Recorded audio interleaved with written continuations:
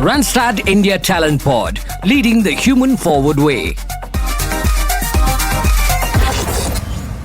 Hi everyone and welcome to episode 5 of Randstad India Talent Pod. I'm your host Neerja and I'm going to be taking you through some very interesting and engaging conversations today and some amazing tips to help you navigate through the world of recruitment, hiring and placements. Randstad India Talent Pod is the place you need to be to stay caught up. So let's get this show on the road.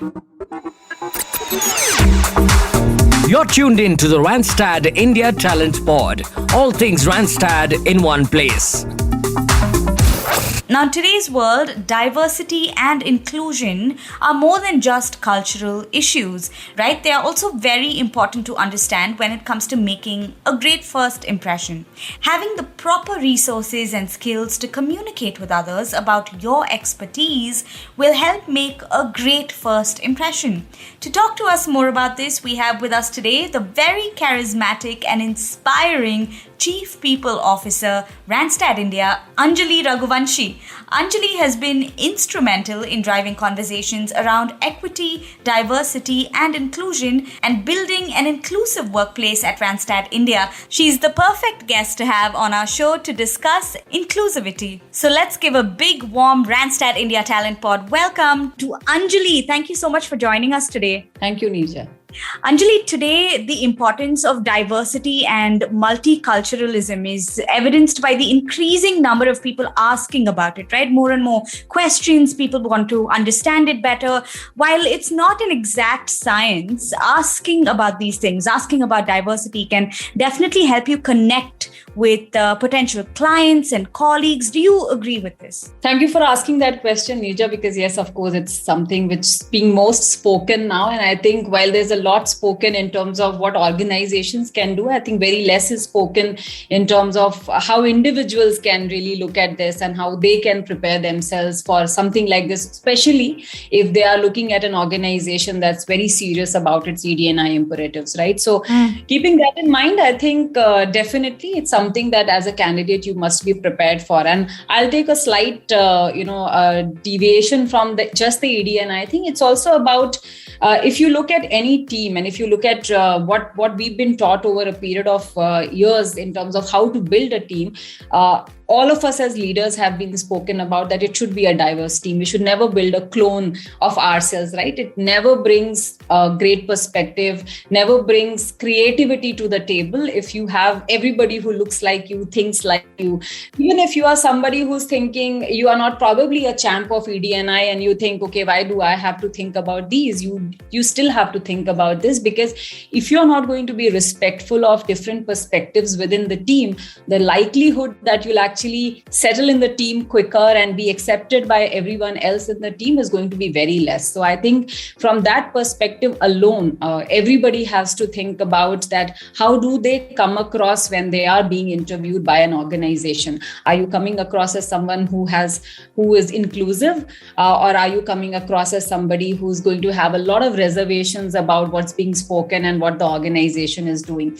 And as an HR professional, if I'm really interviewing somebody for a leadership role, say per se, I will be very watchful for that, because we all work with a diverse set of people who come from different culture, different regions, communities, a different thought process, right? School of thought is also a diversity that all of us bring to the table.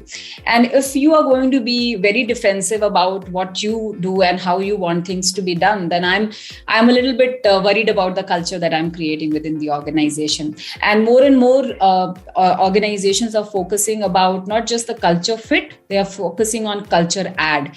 That what is it that you bring to the table, which can be an add-on to a culture that I've already created. So with that mindset, if organizations are hiring, then I and any other organization would always look for that in a candidate. So I would say a candidate should, I would say the demeanor of a candidate should be that you're very receptive. You are looking at what the interviewer is asking and are responding from an inclusive point of view, and not necessarily from a single point of view that you have, right? So be mindful of that. And how can you show that is when you are sharing your experiences of what you have done so far, how you talk about really, bringing different perspectives to the table. Say, suppose if you're working on an initiative, and in doing that, how many people did you reach out to and seek their perspective before you actually launched it, rather than you went with your own point of view and just did it, and then eventually it didn't go successfully well, or even if it kind of went successful, but you actually went with one single track of mind, right? So it's about how you bring your experiences, your initiatives, your everything that you've done in your career to the table. It's should always be from an inclusive point of view. And second aspect is being respectful. So I think all of us gauge for whether the individual on the other side is being respectful for everything. I've seen many candidates who actually they have a view. They already have passed a judgment in their head as they are sitting in the interview about who you are as an organization. Right. Now, it's very easy to gauge that. And when I see you being like that, I am very sure that you're not going to be a great fit or a add to my organization. So go with an open mind, be respectful. I think we are now walking into a world where it's not so much about right and wrong. It's about I am this way because I'm in this context, and my context is very different than yours. I may completely be behaving the way you are behaving if I were to be in your context. So it's not that someone doesn't know or someone is unaware. You need to respect where are they coming from. And I always talk about it even in an organization point of view, right? A best practice in A organization cannot be a best practice in B, because both their contexts are different. So what works for Google may not work for Amazon. But that doesn't mean that the talent on both sides is not great, or the cultures are not great, right? So I think people are now moving to that. So respect that thereby makes a very, very critical point when you are talking to an interviewer or you are presenting yourself anywhere.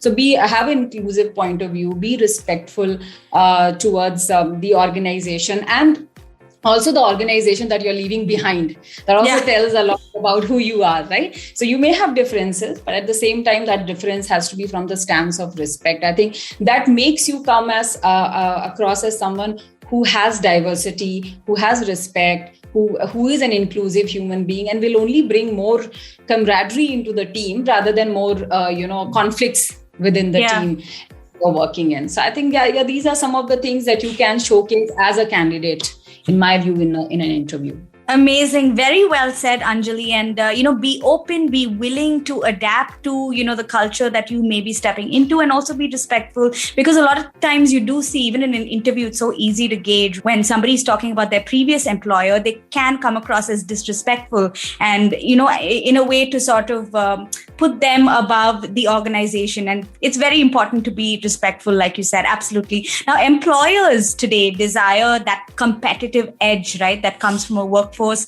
representing the diversity of their customers, and just to bring different sets of perspectives to the table, like you said. And they do look for candidates that are capable of making these contributions and making the workforce more diverse. Now, what are your thoughts on how a person can create this impression during the interview that they are, in fact, what the organization needs? Absolutely. And it's a need of the hour, because every organization wants to be relevant, right? As you kind of grow and focus towards growth. And today's times, being relevant is about being really inclusive.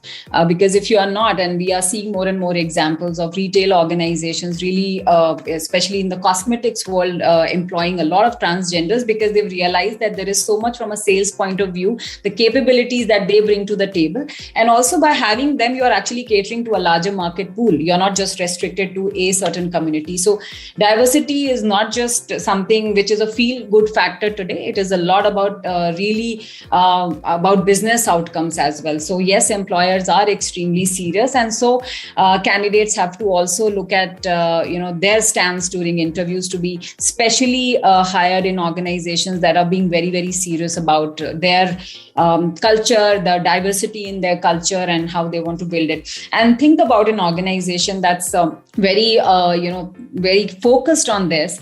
They will be also very critical of what talent they bring into the organization, right? So yes, it is extremely critical.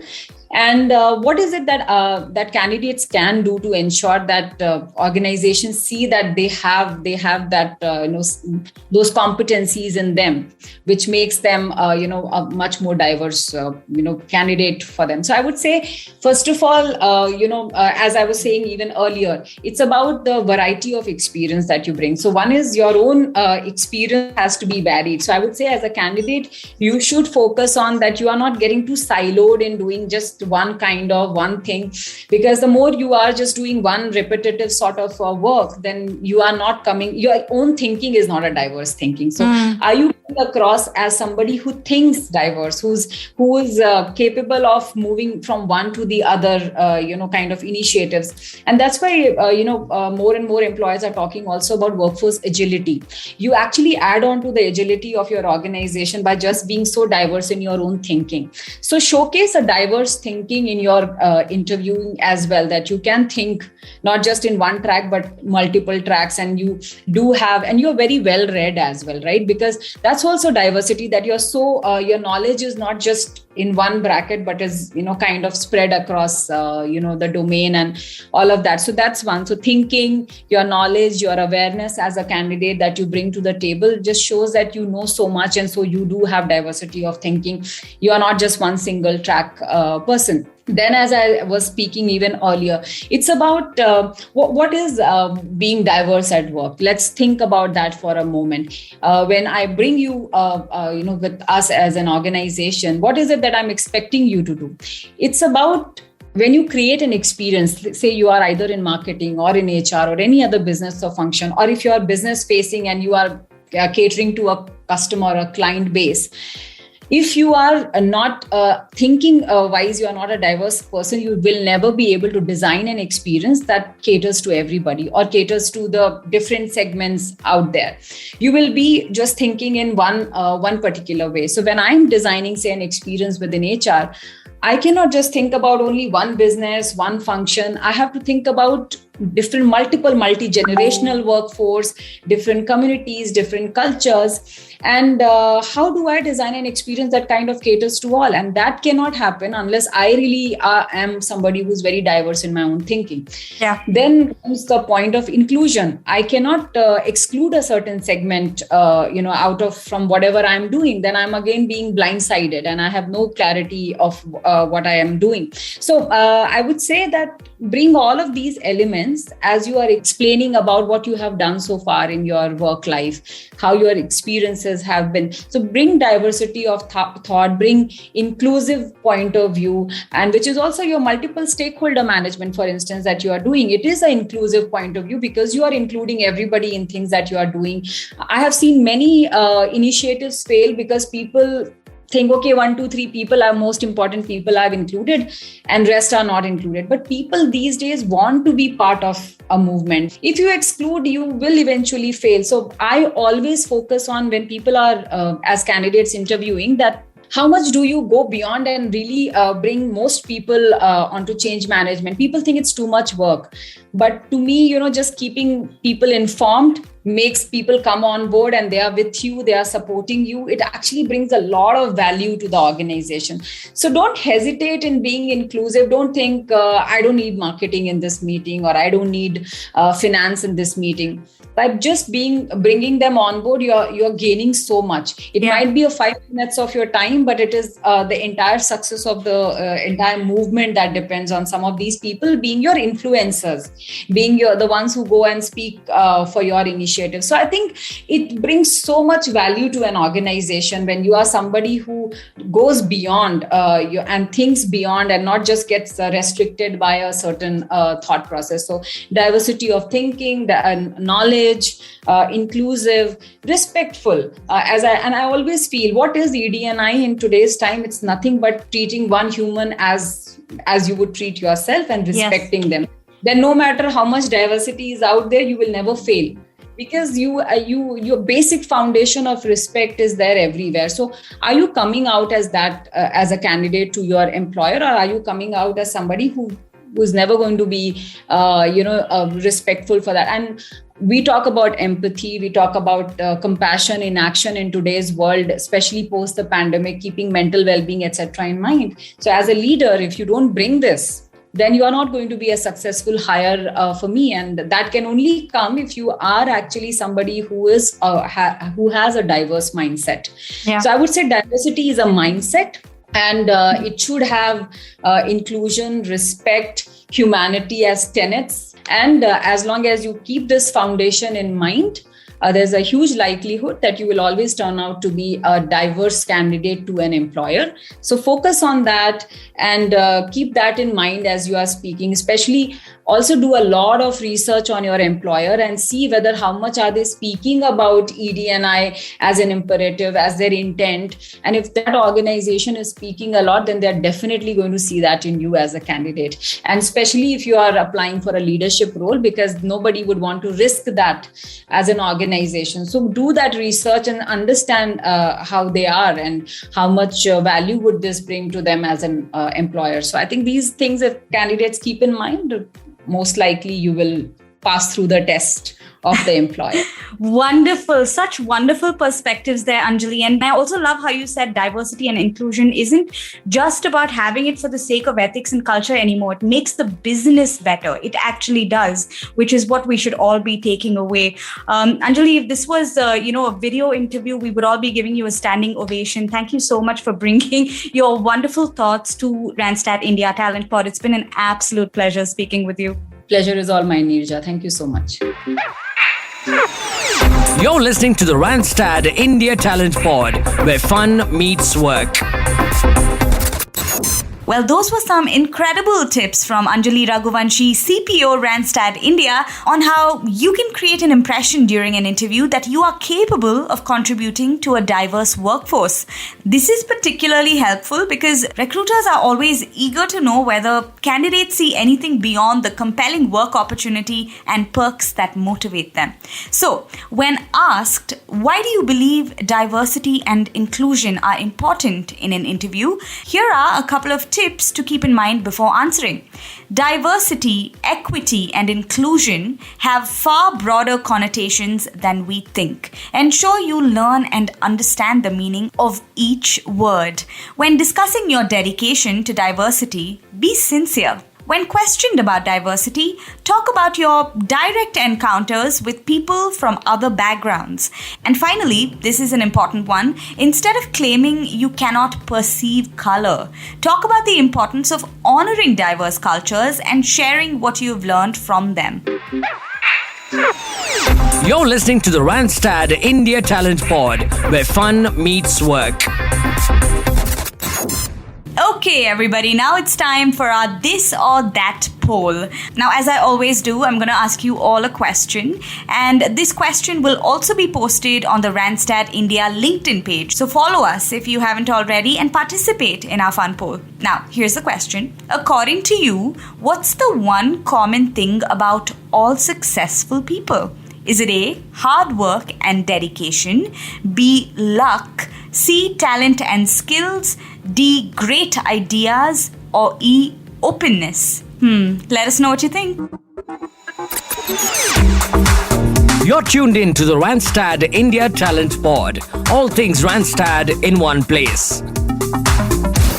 And that's a wrap on episode 5 of Randstad India Talent Pod. What a wonderful episode that was. You guys, we really do want to hear from you, so make sure to send in some feedback. You can do that on LinkedIn, Twitter, or Instagram by tagging at Randstad India and sending us your thoughts with the hashtag Randstad India Talent Pod. So make sure to send that in. I'll be back on another episode. Until then, it's time for me to sign off. Bye. This is the Randstad India Talent Pod, leading the human forward way.